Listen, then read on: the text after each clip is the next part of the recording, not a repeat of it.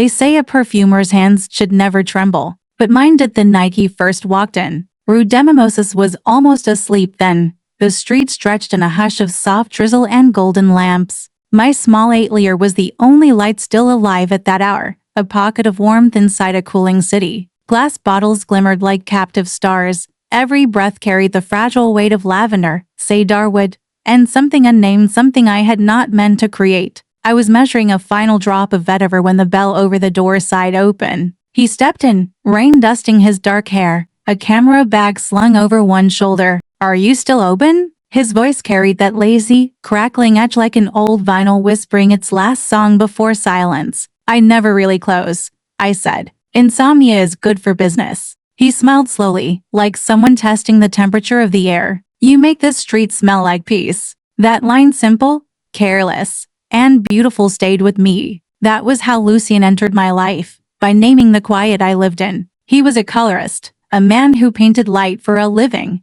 His days were nights, spent in dark editing rooms filled with flickering blues. He adjusted tones, chased perfect hues, and carried the faint scent of machine heat and espresso on his hands. When he first told me his job, I laughed. "You fix light, I fix air. Maybe we balance each other." After that, he became my final customer every night. Sometimes he brought a cup of coffee, sometimes a story from the documentaries he worked on about fishermen in Marseille, or a pianist losing her hearing. I never asked if those stories were real. I liked the way his voice bent around sadness, careful and quiet, as though afraid of breaking something. Weeks passed in gentle repetition. He'd arrive just before closing, lean against my counter, and watch me blend oils. My tools fascinated him, the glass droppers, the scales, the tiny amber bottles. Once, he asked if scent had color. I told him yes. Lavender was lilac with loneliness, amber was gold with memory, and rose, when diluted enough, was a fading heartbeat. He said my words sounded like a poem, though I never meant them to be. One night, the power flickered and died. The city outside dissolved into a dim gray silence. We lit candles, their scent mingled with bergamot and rain. He sat cross-legged on the floor while I sorted samples by touch alone. The room felt suspended outside of time, two insomniacs breathing the same darkness. He watched me for a long moment. "Do you ever make perfumes for yourself?" "No," I said. "I make them for other people's ghosts." He laughed softly. "Then make one for mine." I looked at him, really looked. His face was half shadow, half golden candlelight. There was a small scar near his left temple, and an expression that suggested he carried too many unfinished midnights. "What would that smell like?" I asked. He tilted his head, thinking, like something that almost became love. I hesitated, the dropper trembling between my fingers. "Maybe unfinished jasmine." He smiled, and the candle flickered. "Then bottle that," he whispered, "for me." So I did. The next morning, before dawn,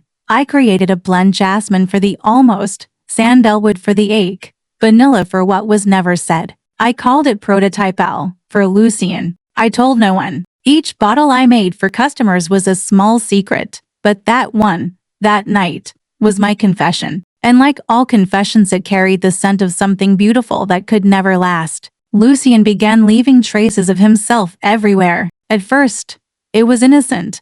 His coffee mug beside the sink, his umbrella leaning against the door, the faint echo of his laughter trapped in the room long after he had gone. Then there was the night he fell asleep on my sofa, a laptop humming on his chest, my lavender diffuser painting the air around him blue. I didn't wake him. I just sat nearby, watching his chest rise and fall, the glow from the computer screen flickering like slow lightning across his face. I remember thinking, this is how stillness sounds when it learns to breathe. He had a habit of talking while half asleep, mumbled fragments of color-grading commands, sometimes pieces of poetry. "More warmth in the shadows," he whispered once. I smiled. "That's not just editing advice," I murmured back. By the second month, our nights had become a ritual. He would come after work. I would brew chamomile tea. We'd trade exhaustion-like confessions. Sometimes he'd scroll through his footage while I tested bass notes. The hum of his laptop blended with the clinking of glass, forming a rhythm only we seemed to understand.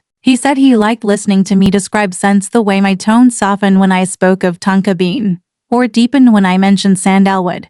It's like your voice has texture, he told me once. Rough velvet at the edges. I began saving my best words for him. And when he wasn't there, silence felt heavier. It was during one of those quieter nights that he told me about her, the woman from before. We were sorting labels, the air thick with musk and patience. She was a model, he said. The face of a perfume brand I worked on years ago. I used to color grade her ads. We were good together, until we weren't. There was no bitterness in his tone, only nostalgia, the kind that glows softly instead of burning. What happened? I asked. She moved to Milan, he said. We promised to visit, but time got strange. Work, flights, people, you blink, and suddenly everything feels like someone else's life. I nodded, pretending not to notice how my hands had stilled. She ever come back? Sometimes, he said, eyes distant, only in commercials. We both laughed then, the kind of laughter that hides behind politeness.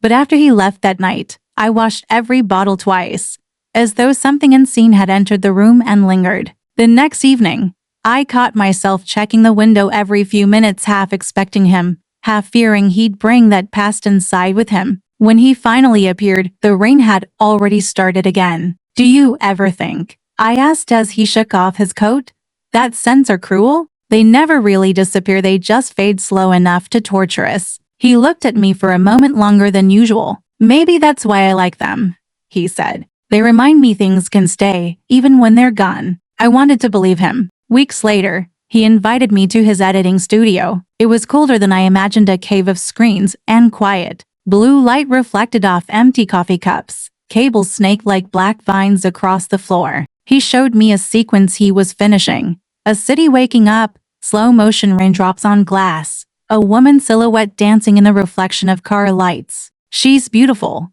I said without thinking. She was, he replied. Past tense, but it hurt anyway. He noticed the shift in my breathing. You okay? Fine, I lied. Just called. He reached out, fingers grazing my wrist, warm despite the chill of the room. Then let me fix that, he said, his thumb drawing circles against my pulse. For a second, I almost leaned in. But then, on his screen, the woman's silhouette turned her head and smiled. Something in that smile felt too familiar, too alive. That night, I walked home without waiting for the metro. The rain followed me like a quiet accusation. My coat smelled of sandalwood and regret. In my workshop, I opened the vial-labeled prototype L. The scent had matured, less jasmine now, more ache. I realized then that perfumes, like people, change when you're not looking. And somewhere between his past and my patience, something invisible had already started to evaporate. Paris changed in April.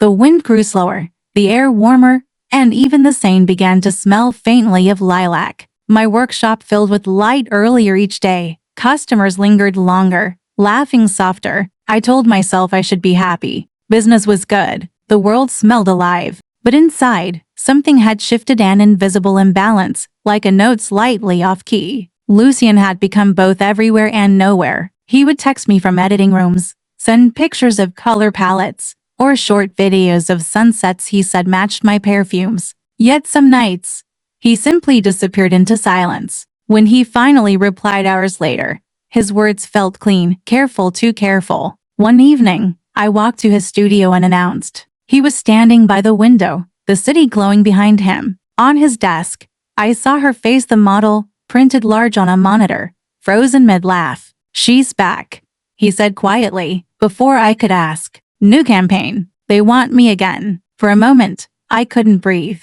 Congratulations, I managed. You always said you wanted to work on something beautiful again. He looked at me, almost apologetic. It's just work. But scent doesn't lie. The air in that room was no longer neutral, it carried something too bright, too polished, too reminiscent of a perfume commercial from another life. Of course, I said, smiling with the kind of grace you practice when you don't want to break. Work. That night, I returned to my atelier and opened every window. The wind tore through my shelves, scattering dried petals and scent strips across the floor. The smell of lavender fought with the rain. I began working on a new formula, something sharp, citrus, almost defiant, a scent that refused to be gentle. The next few weeks blurred like watercolor. He still came sometimes, but later and later, smelling faintly of someone else's foundation, someone else's world. He talked less, apologized more. We sat together, pretending nothing was unraveling. One night,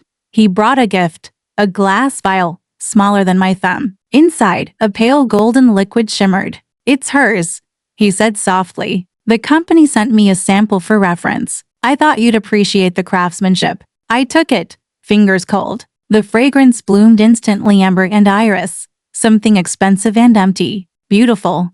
Yes. Soulless, too. He didn't notice the way my jaw tensed. Instead, he leaned back, exhaustion turning his voice fragile. "Sometimes I think scents are cruel," he said, echoing my own words from weeks before. "They make you miss what you shouldn't." I wanted to scream, then stop smelling like her, but I only whispered, "Yes, they do." After he left, I placed the sample next to Prototype L. Their bottles looked like twins to ghosts trapped in glass. Days later, I received a letter. A brand in Milan had seen my work online. They wanted me to create a custom fragrance line Nocturne 8-liter inspired by the scent of forgotten love. They offered travel, freedom, a chance to start over. That night, I told Lucien. His reaction was delayed. He smiled, but it didn't reach his eyes. "That's amazing," he said. "You'll be great." Then, quieter, "You'll leave." "I haven't decided," I replied, though both of us knew I had. He reached out to touch my hand, then stopped midway, as if remembering where he'd just come from. That hesitation broke something small and irreplaceable inside me. "I'll miss your voice," he said, and it almost sounded sincere. I smiled, but my heart didn't move. "You'll find another silence," I whispered. Later that night, I returned to my bottles. I picked up Prototype L and sealed it, and poured a single drop of that other perfume inside the one he'd brought me, the one that didn't belong. The scent cracked. The balance died instantly. Too sweet, too loud, like trying to mix yesterday and today in the same breath. For the first time, I threw the bottle away. It shattered softly against the bin, releasing a burst of jasmine and regret. The room filled with it unfinished love and spoken words, the ghost of someone who had never truly been mine. And in that bittersweet haze, I finally understood. Sometimes, the only way to keep a scent is to let it fade. There is a silence that smells like rain. And lately, it had settled between us. Lucien still came by, but less often, always at impossible hours.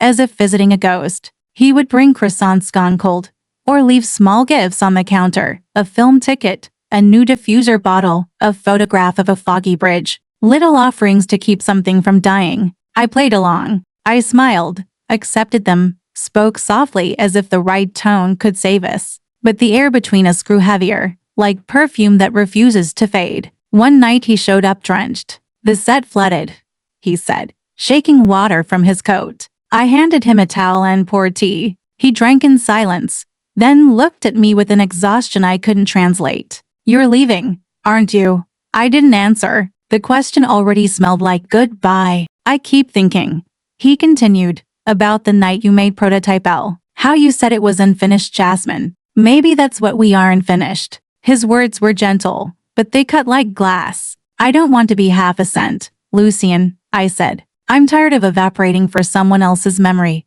He set the cup down too hard. "It's not about her anymore." "Then why does she still linger on you?" The room went still. Only the kettle hissed, a thin, trembling sound. He opened his mouth, closed it again, like someone trying to unlearn a habit. Finally he said, "Because I don't know how to wash her off." The honesty stunned me more than any lie could have. I turned away, busying myself with bottles that didn't need rearranging. My hand shook anyway. He stepped closer, until his breath touched my neck. "I'm trying," he whispered. "Tell me what to do." I wanted to believe him, but the air already carried too many layers. His rain, my fear, her ghost. No amount of blending could make them one. "Go home," I said. He didn't move. "This is home." "No," I whispered. "It's just a room that smells like what we lost." He left without another word. The door closed softly, but the sound lingered like smoke. After he was gone, I sat for hours at my workbench. Outside, Paris dissolved into mist. Street lamps blurred like candle flames underwater. I began mixing again, not perfumes this time, but silence, a few drops of nothing. a handful of air. I sealed the empty vial and labeled it between us. Days became weeks. He didn't come. Customers said I looked calmer. They didn't notice that calm and numbness share the same scent. One afternoon, I found a letter slipped under my door. It was short. I saw your plane ticket. I hope Milan smells kinder than I ever did. I pressed the paper to my face. It smelled of rain, and of someone trying to disappear gracefully. That night, I packed my suitcase. The bottles clinked softly, like tiny heartbeats sealed in glass. When I turned off the lights, the 8-liter exhaled as if relieved to finally breathe without him. Milan smelled different. Where Paris had been powder and rain, Milan was metal and sun-warmed concrete after a storm. Espresso smoke curling between trams, the faint sweetness of magnolia drifting from courtyards. The city was faster, sharper, awake. I wasn't. The studio they gave me was on the top floor of an old textile factory. High windows, cracked paint, the hum of machinery from the floor below. I named it Nocturne Atelier because I still worked best at night. Old habits survive like scents on fabric. Every evening I unpacked my bottles, labeling them with new names. Beginning, distance. What if? I told myself they were just experiments, but they were really ways to measure how much of him still lingered in me. Sometimes I caught the echo of his voice in the hum of the extractor fan. More warmth in the shadows. I smiled bitterly. Even my memories spoke in editing terms. Letters came from him at first. Short, clumsy, written on the backs of film scripts. Paris still rains at midnight. I stopped using her perfume. The shop next to yours closed. Do you still stay up till late? I answered once. Milan is loud. The magnolias are early this year. Then I stopped, because replying made him real again. And I was trying to dissolve him. Weeks became months. Work filled the spaces where love had been client meetings, photo shoots, glass vials lined like soldiers. I created scents for hotels, for theaters, for places where people came to forget themselves. And still, every blend ended with the same undertone. That quiet sadness only I could recognize. One night, the company arranged an exhibit, The Scent of Silence. They wanted me to stand beside the display, 10 perfumes, each named after a feeling too fragile to speak aloud. Crowds moved through the gallery murmuring approval. Cameras flashed. Reporters asked about inspiration. I smiled, gave them the practiced answer. Each fragrance represents a sound that disappears faster than we notice. But when I reached the last bottle on the table, my voice faltered. It was labeled between us. Inside, nothing but clear liquid air trapped in glass. A man standing nearby asked, half joking, "Does it smell like anything?" I said, "Yes, like what's left after goodbye." He laughed politely and walked on. I stayed, watching the light bend through that empty vial. And for the first time in months, I felt him again, not as pain, but as space. Later that night, after the exhibit, I returned to the studio. The phone blinked with a voicemail. "I saw your interview," his voice said, hesitant. "You looked calm." "I'm glad. I thought calm was impossible for us. Take care. Always." The line clicked. No music. No plea, just air. I sat on the floor, listening to the hum of the city through the window. Milan's night smelled of oil paint, dust, and magnolia. I whispered into the emptiness, "Good night, Lucien." And maybe, somewhere in Paris, someone looked up from an editing screen, paused, and exhaled the same word back into the dark. For months, Milan slept with its windows open. The nights were warmer now, and the city hummed like a restless heart. I worked late as always, blending notes for clients who would never know my name. One evening, a small package arrived, no return address, only my name written in ink that bled slightly through the envelope. Inside was a reel of 16mm film and a folded letter. "You once told me scent is memory. I'm sending you mine, Al." My fingers hesitated on the spool. The film smelled faintly of dust, coffee, and something painfully familiar, cigarette smoke, and the lavender diffuser I'd left behind. I didn't own a projector, so I borrowed one from a neighbor. The machine rattled to life, throwing trembling images onto the wall. A narrow Paris street at dawn, a door half open, my old workshop window glowing amber. Then me. I was laughing, head tilted, sunlight caught in the bottles behind me. He must have filmed it secretly, long before the storms. Each frame pulsed like a heartbeat I had forgotten. Halfway through, the picture cut to the Seine at night. Raindrops scattered the surface. The reflection of the city lights looked like spilled perfume. Then came words scratched directly onto the film. Forgive the editing. I'm learning to leave things unfinished. The reel ended abruptly. The projector hummed on, flickering emptiness across the wall. I sat there long after, wrapped in the smell of old celluloid and grief. Some memories don't fade. They just turn sepia. A few days later, I found myself writing again. Lucian. The film arrived. I didn't need forgiveness. I needed closure. Milan smells of magnolia still. Sometimes I mix lavender with rainwater. It reminds me of nothing and everything. I didn't send it. Instead, I folded the letter into a glass bottle and sealed it with wax, the way sailors once trapped messages for the sea. It sat on my workbench, waiting for a tide that would never reach Milan. That night, the city lost power for an hour. I lit a single candle. Its flame breathed like a small animal. From the open window came the sound of a tram bell. Distant and lonely. I whispered his name, not to summon, just to test if I could still say it without breaking. The air didn't answer, but it changed. For a moment, the room smelled exactly like Paris after rain. I closed my eyes and almost believed he was there behind me, watching, silent, forgiven. When the lights returned, the illusion was gone. Only wax culling on glass, and the faint, impossible scent of lavender. I poured a few drops of it into a vial and labeled it Ghost Note. There are notes and music too soft to hear. The pianist presses the key. The string vibrates, but the sound hides between silence and breath. In perfumery, we call that kind of scent a ghost note. It's there, yet not. By early autumn, Milan had turned golden. I'd grown used to its tempo. Espresso shots, tram bells, designers arguing on street corners. Sometimes I forgot to be lonely. Other times, I mistook stillness for peace. That morning, the company sent me to a trade fair at the Palazzo d'Arte. Hundreds of booths, thousands of bottles, air thick with competing sweetness. I wore no perfume that day. I wanted to smell the world unfiltered. Halfway through the hall, I froze. There, across a sea of glass counters and strangers, stood Lucian. He was thinner, sharper at the edges, a lanyard around his neck. He must have been filming for some feature. He hadn't seen me. Or maybe he had, and chose to let the moment breathe. For a heartbeat, the noise disappeared. I could almost hear the soft crackle of his editing monitor, the whisper of his voice saying my name. Then the crowd moved again, and he was gone, swallowed by light and motion. I spent the rest of the day floating between booths, smelling every bottle that carried lavender, hoping to find the same tone I once mixed for him. None of them came close. Every scent felt too deliberate, like they were trying too hard to be remembered.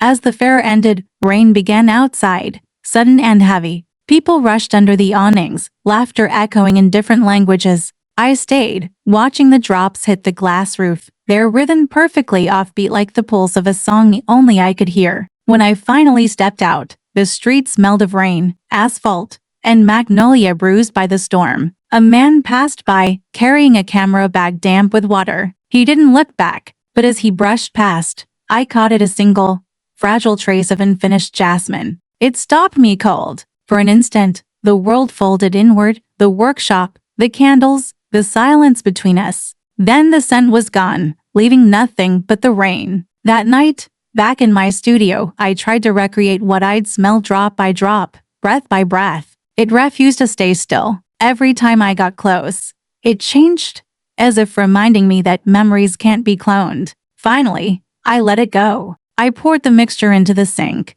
watched the water carry it away, and whispered to the drain, "You can keep him." The room filled with a faint sweetness before vanishing. A perfect ghost note there. Then not. I wrote in my notebook, "Some loves never end. They just fade until you confuse them with air." Rain is a language that never needed translation. You can hear it in any city and still understand what it says. I remember you. A week after the trade fair, Milan was soaked again. Clouds pressed low, dissolving the skyline. Umbrellas bloomed like bruised flowers. I stayed in the atelier, the windows fogged from the warmth inside. The first letter arrived that afternoon, postmarked Paris. Handwriting unmistakable. I hadn't seen it in nearly a year. Yet my hand still remembered the way his loops curved. How his L always slanted like a question.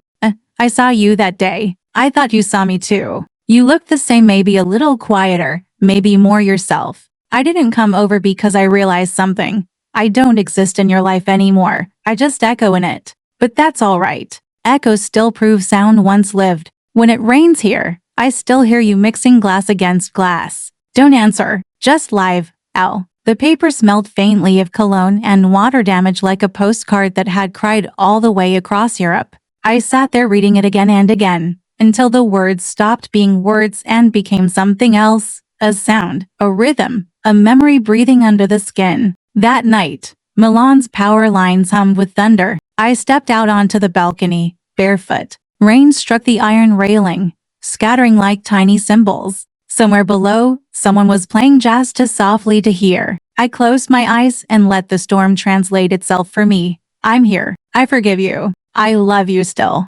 Goodbye. The sentences overlapped until they became only rain. I whispered back, I know. The next morning, I decided to bottle that rain. Not metaphorically, literally. I placed a glass bowl outside and let it collect the night's residue, then filtered it through charcoal and rose petals, added a single drop of lavender oil, and sealed it inside a crystal vial. On the label I wrote, simply, the language of rain. When I lifted it to my nose, it smelled like everything I had lived through. Wet stone, regret, time, and mercy. I kept it on the highest shelf, untouched. Not for sale. Not for memory, just proof that healing, too, has a scent. The first cold wind of winter reached Milan the week his letter stopped smelling of rain. I woke one morning to frost along the window frame, thin lacework that looked almost human in its fragility. The city had quieted. Even the trams seemed to move slower, as if careful not to disturb the air. I had begun preparing my final exhibition before returning to Paris for a short residency, not to see him, I told myself, but to teach a class on olfactory memory. Yet the moment I packed my vials, I realized how every fragrance I owned still contained a trace of our story. The flight was short, cruelly so. Paris greeted me with fog and the metallic scent of the Seine. I hadn't walked those streets in nearly 2 years. Every corner whispered remember. The residency took place in a renovated conservatory filled with students who believed scent could heal. I watched them mix citrus and cedar, heard the way they laughed without ghosts in their lungs. It was comforting and unbearable. On the second evening, a familiar voice broke the hum of conversation. Low, steady, unmistakable. Excuse me, is this seat taken? Lucien stood in the doorway, holding a single camera holder, battered. His eyes had changed.